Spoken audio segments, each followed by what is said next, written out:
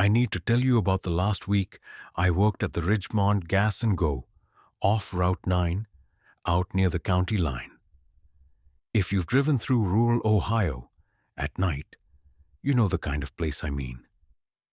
One light on the pumps, a bell over the door that never stops sounding wrong. I took the graveyard shift because it paid $2 more an hour, and because I told myself I wasn't afraid of the dark. I want you to remember that I said that, because by the end of this, I was afraid of a lot more than the dark. The station sat alone on a stretch of two-lane highway. Nothing around it but soybean fields and a tree line that started maybe 40 yards back and went on for miles. My manager, an older guy named Warren, gave me one instruction on my first night that I thought was a joke. After midnight, he said, if someone knocks on the back door, you don't answer it.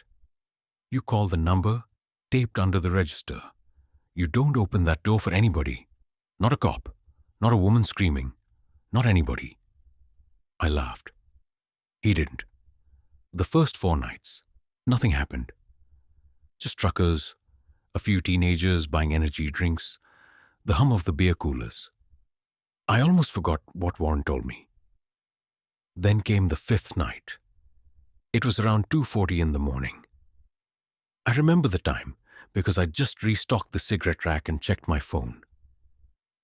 That's when I heard it. 3 slow knocks on the back door. The one that leads out to the loading dock and past that straight into the tree line. I froze. The store was dead silent except for the coolers.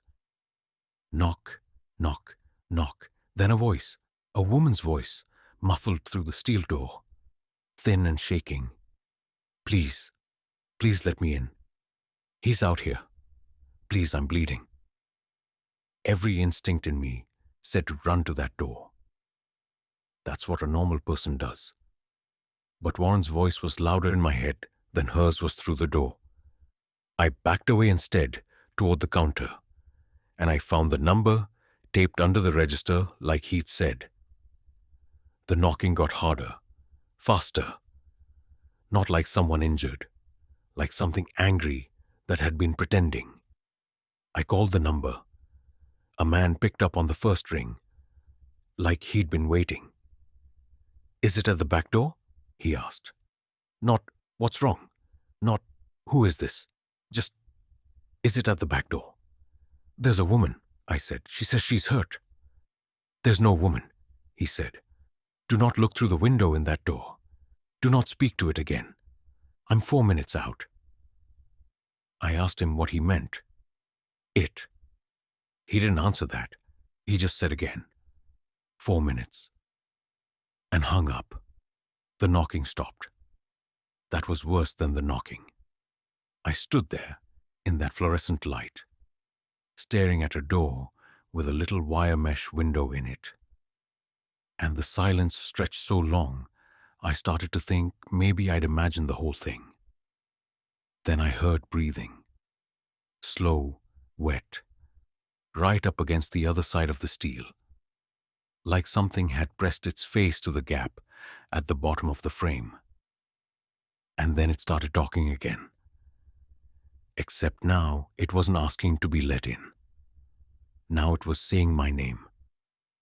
I hadn't told it my name. I wasn't wearing a name tag that night. Mine had broken off 2 shifts earlier. There was no way at all, for whatever was outside that door to know what to call me. Headlights swept across the front windows. A truck pulled up fast, gravel spitting, and a man got out, already walking toward the store like he'd done this before. He came in, locked the front door behind him, and told me to get away from the back wall. He didn't call the police. He pulled a shotgun from behind his seat like it belonged there, and he waited with me until the sky started turning gray at the edges. Somewhere around 5 a.m., the breathing on the other side of the door just stopped. He said that was normal. He said it always stopped at first light. I asked him what it was. He said the honest answer was that nobody knew for certain, only that it had been coming out of that tree line for going on 11 years, and that it only ever came to that gas station. And it only ever came for whoever was working the night the register drawer wasn't closed all the way at closing time the night before. I checked my receipt tape later that morning. The drawer hadn't closed all the way the night before mine. Someone else's mistake. Something had come for me because of somebody else's mistake. I quit that job the next day. I didn't even go back for my last check. But here's the part that keeps me up at night, the part I haven't told anyone until now. 3 weeks later, I got a new job at a warehouse 2 towns over. Overnight stocking. Nothing strange about it. Except last Tuesday. I was alone in the break room finishing a sandwich, and my phone buzzed with a text from a number I didn't recognize. It just said, "You didn't close the drawer all the way either. I don't work nights anymore. If you like this one, you know what to do."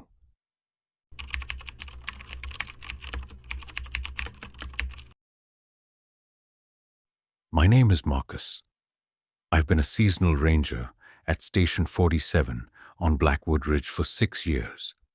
It's a brutal, isolated job, especially in December when the blizzard cuts us off from civilization for weeks. It was just me and an older veteran ranger named Hank. It was 11:42 p.m. when the emergency radio crackled to life through the static. Station 47. Anyone copy? We're out past the ridge.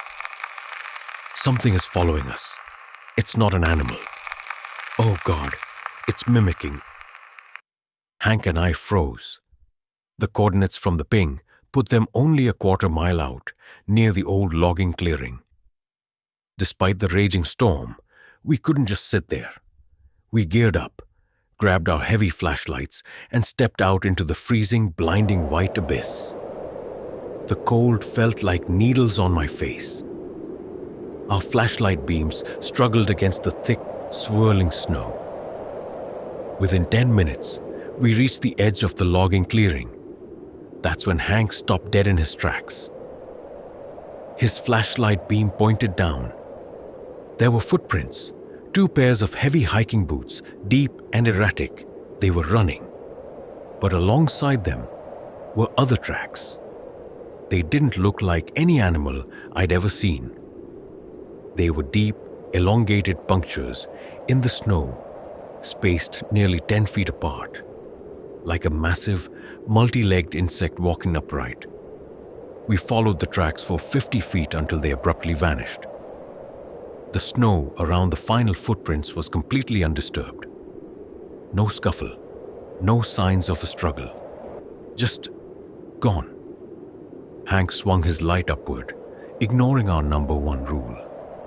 High above us, dangling from the bare frozen branches of an ancient pine tree, was a bright red winter jacket.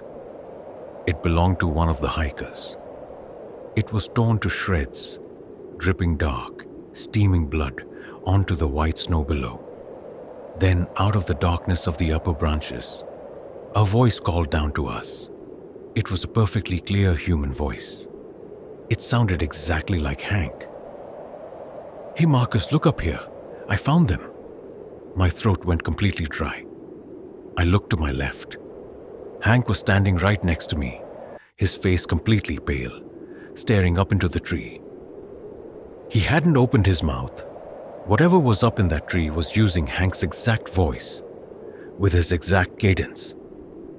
"Run," Hank whispered, his voice shaking. "Marcus, run." We turned and sprinted back toward the cabin. The snow felt like quicksand pulling at our boots. Behind us, we didn't hear running footsteps. We heard a sickening rapid thud, thud, thud, thud, the sound of heavy pointed limbs striking the frozen ground at impossible speeds. It was pacing us from the tree canopy, leaping from branch to branch. We burst through the cabin door, slammed it shut, and threw the heavy iron deadbolt. We stood in the center of the dark cabin, our flashlights shaking, aiming at the frosted glass windows. Outside, the storm had mysteriously gone completely silent. The only sound was the frantic pounding of our own hearts. Then, the emergency radio on the desk clicked on by itself. Radio static clicks, then a perfect copy of my voice comes out of the speaker. "Hank, let me in. It's freezing out here. Open the door." Hank backed away from the desk, his hands over his ears. "It's trying to mess with our heads. Don't listen to it." Suddenly, a heavy, wet thud rattled the wooden roof right above our heads. The ceiling beams groaned under immense weight. Whatever was up there was massive, yet it moved with terrifying precision. We could hear it crawling directly above us, its sharp appendages scratching against the corrugated metal roof. It stopped right above the chimney flue. A shower of black soot fell into the cold fireplace. I looked at Hank. He was staring at the front door. Through the frosted glass panel, a shadow was descending. It wasn't coming from the roof anymore. Two long, pale, multi-jointed arms, resembling a grotesque hybrid of human bone and insect limbs, pressed against the glass. The fingers were too long, ending in sharp, black points, but it was the face that broke my sanity. It didn't have its own face. It had stretched the skin of the missing hiker over its elongated skull like a crude, poorly fitting mask. The eyes were hollow, dead sockets, but the mouth was twitching, trying to form words. It tapped a single, skeletal finger against the glass.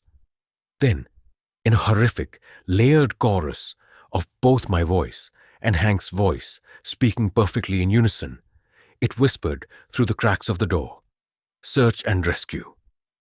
We found you." The glass shattered. The massive, pale entity erupted into the cabin. Hank fired 3 shots from his rifle, but the creature was too fast. A blower of limbs struck him, throwing him across the room like a rag doll. I scrambled backward into the small generator closet, pulling the heavy metal door shut just as the entity turned its hollow gaze toward me. I locked it from the inside. Now I'm sitting here in the pitch black. The generator is sputtering, dying. Outside this thin closet door, the sounds of violence have stopped. It's completely quiet. I can hear it dragging Hank's body across the floorboards. But that's not the worst part. The worst part is the sound coming from the kitchen area right now. It sounds like scissors cutting through thick canvas. It's harvesting his voice. It's practicing. And as the last bar of my phone battery blinks away, I can hear a new voice echoing right outside my closet door. It sounds exactly like Hank, but it's crying out in agony, laughing at the same time. "Marcus, open up. The storm is over."